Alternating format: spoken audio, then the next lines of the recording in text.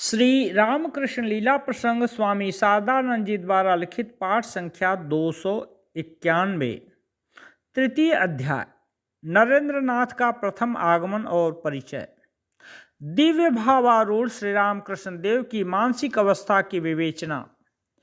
वेदादि शास्त्रों ने निर्देश किया है कि ब्रह्मज्ञ पुरुष सर्वज्ञ होते हैं। ब्रह्म विज्ञान में सुप्रतिष्ठित श्री रामकृष्ण देव के इस समय का क्रियाकलाप देखकर यह शास्त्रवाक्य ध्रुव सत्य रूप से समझा जाता है। कारण दिखाई पड़ता है कि वे इस समय केवल ब्रह्म के सगुण निर्गुण दोनों भावों तथा ब्रह्म शक्ति माया के साथ साक्षात संबंध स्थापित कर सब प्रकार के संदेह और मलिनता के परे पहुंचकर स्वयं सदानंद भाव में विराजमान नहीं हुए थे, वरन भावमुख में सदा अवस्थित रहकर माया राज्य का जो गूढ़ रहस्य जब भी जानना चाहते थे तभी उसे जान लेते थे। उनके अति सूक्ष्म दृष्टि संपन्न मन के सामने वह अपना स्वरूप छिपाकर नहीं रख सकता था, और वैसा होना ही चाहिए, क्योंकि भावमुक्त तथा मायाधीश ईश्वर का विराट मन, जिसमें कभी तो विश्वरूप की कल्पना प्रकट होती है और कभी लुप्त हो जाती है, दोनों ही एक पदार्थ हैं। वे अपने अहं की क्षुद्र सीमा पार कर उस विराट के साथ मिलित होकर अवस्थित रहने में समर्थ हुए थे। उस विराट मन में समुदित सभी कल्पनाएं उनके सामने प्रत्यक्ष रूप से प्रतीयमान होती थीं। श्री रामकृष्ण देव इस अवस्था में पहुंच सके थे, इसी कारण उन्हें अपने भक्तों के आरंभ से पूर्व ही उनके पूर्व जन्मों की बातें ज्ञात हो गई थीं। विराट मन की किस विशेष लीला को प्रकाशित करने के लिए उनका वर्तमान शरीर धारण हुआ है, यह भी वे जान गए थे। उन्हें यह भी ज्ञात था कि उस लीला की पुष्टि के लिए कुछ उच्च श्रेणी के साधकों ने ईश्वर इच्छा से जन्म ग्रहण किया है। उनमें से कौन कौन व्यक्ति उस लीला को प्रकाश में लाने में उन्हें अल्पाधिक सहायता करेंगे और कौन कौन उनके फलभोगी मात्र होकर कृतार्थ होंगे, यह भी वे समझ सके थे। उन भक्तों का आगमन काल निकट जानकर उनके लिए वे उत्सुकता से प्रतीक्षा कर रहे थे। माया के राज्य के भीतर रहकर इन गूढ़ रहस्यों को जो जान सके थे, उन्हें सर्वज्ञ के अतिरिक्त और क्या कहा जा सकता है। सुरेंद्र के घर पर श्री रामकृष्ण देव और नरेंद्रनाथ की प्रथम भेंट। अपने चिन्हित भक्तों का आगमन काल समीप जानकर दिव्य भावारूढ़ श्री रामकृष्ण देव इस समय उनके लिए किस प्रकार उत्सुकता से प्रतीक्षा कर रहे थे, यह स्वामी विवेकानंद के उनके समीप प्रथम आगमन की बात पर ध्यान देने से अच्छी तरह समझ में आ सकता है।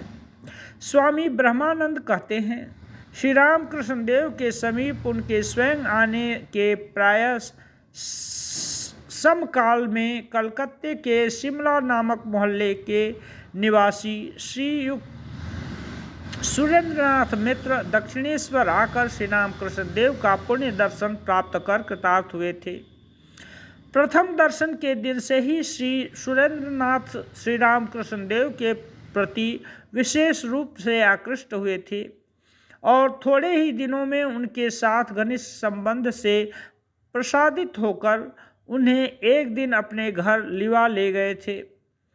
वहां उन्होंने आनंदोत्सव का अनुष्ठान किया था। किसी सुकंठ गायक के न मिल पाने के कारण सुरेंद्रनाथ ने उस दिन अपने पड़ोसी श्रीयुक्त विश्वनाथ दत्त के पुत्र नरेंद्रनाथ को ही श्री रामकृष्ण देव के सम्मुख भजन गाने के लिए बुलाया था। श्री रामकृष्ण देव तथा उनके प्रधान लीला सहचर स्वामी विवेकानंद दोनों का परस्पर दर्शन उसी प्रकार संगठित हुआ। वह समय बंगाब्द 1288 के हेमंत का अंतिम भाग, सन 1881 ईस्वी का नवंबर मास होगा। नरेंद्रनाथ की आयु उस समय 18 वर्ष की थी तथा कलकत्ता विश्वविद्यालय की FA परीक्षा की तैयारी कर रहे थे। नरेंद्रनाथ को दक्षिणेश्वर आने के लिए श्री रामकृष्ण देव का आमंत्रण। स्वामी ब्रह्मानंद कहते थे, नरेंद्रनाथ को देखते ही श्री रामकृष्ण देव उनके प्रति विशेष रूप से आकृष्ट हुए थे। यह समझ में आता है क्योंकि पहले सुरेंद्रनाथ को और बाद में रामचंद्र को पास बुलाकर उन्होंने उस सुगायक युवक का परिचय जहाँ तक संभव हुआ जान लिया था और एक दिन उन्हें दक्षिणेश्वर ले जाने के लिए उन लोगों से अनुरोध भी किया। फिर भजन समाप्त होने पर स्वयं उस युवक के पास आकर उसके अंगों को अच्छी तरह जांचते हुए उससे श्री रामकृष्ण देव ने दो एक बातें की और शीघ्र ही एक दिन दक्षिणेश्वर आने के लिए उन्हें कहा। नरेंद्रनाथ की विवाह करने में असम्मति और दक्षिणेश्वर में उनका प्रथम आगमन।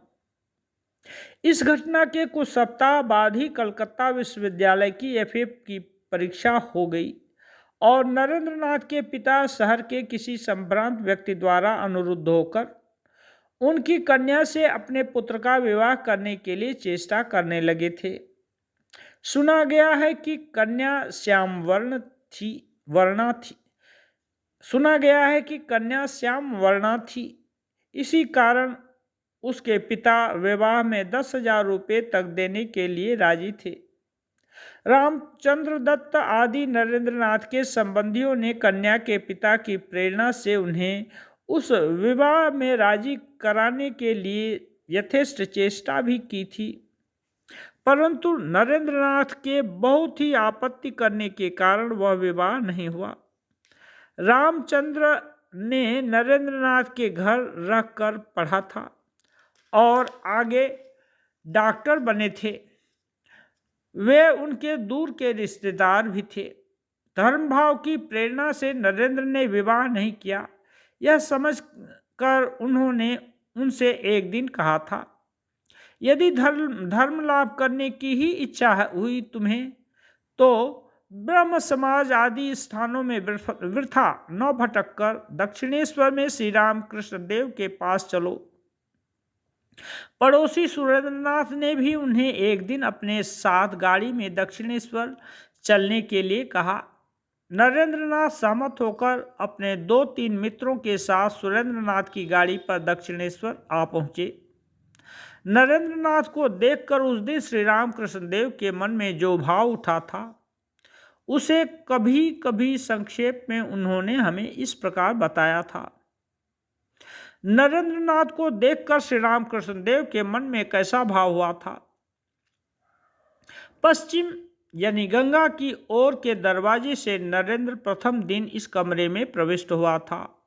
मैंने देखा अपने शरीर का उसे कुछ ध्यान ही नहीं है। सिर के केश और वेशभूषा पर भी ध्यान नहीं है। बाहर के किसी पदार्थ पर साधारण मनुष्यों की तरह कुछ ख्याल ही नहीं है। सभी कुछ निराला है। आंखें देखकर ऐसा लगा मानो उसके मन को किसी ने जबरदस्ती अंतर्मुखी बना दिया है। प्रतीत हुआ कि विषयी लोगों के निवास स्थल कलकत्ते में क्या इतना बड़ा सतुगुणी आधार रहना भी संभव है। फर्श पर चटाई बिछी हुई थी। मैंने उसे उस पर बैठने के लिए कहा जहां इस समय गंगा जल का घड़ा है। उसी के पास वह बैठ गया। उसके साथ उस दिन उसके 2-4 मित्र भी आए थे। देखा उनका स्वभाव संपूर्ण विपरीत है। साधारण विषयी मनुष्यों की तरह भोग की ओर ही दृष्टि है।